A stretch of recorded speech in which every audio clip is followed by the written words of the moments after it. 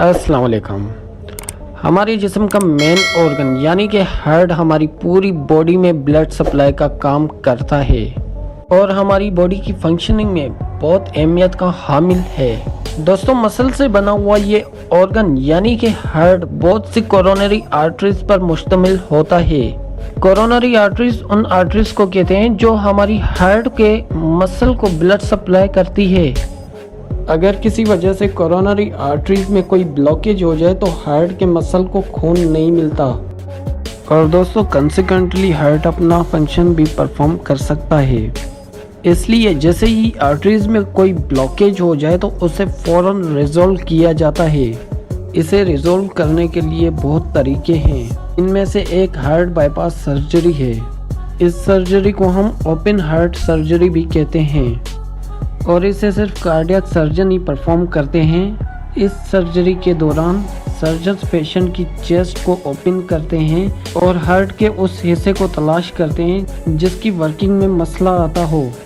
इस दुनिया में की जाने वाली सबसे पहली हार्ट बाईपास सर्जरी 2 मई 1960 में की गई थी। ये सर्जरी यूनाइटेड स्टेट के Albert Einstein college of medicine Bronx municipal centre में की गई थी और इसे परफॉर्म करने वाले सर्जन्स रॉबर्ट एच कॉइट्स और माइकल रोमन थे। दोस्तों, बाईपास सर्जरी के दौरान बॉडी के किसी भी पार्ट से आर्टरी वेन कट की जाती है। आर्टरी या वेन प्लेस करने के बाद इस बात को यकीनी बनाया जाता है कि हार्ट के मसल को ऑक्सीजन रिच ब्लड सप्लाई हो रहा हो।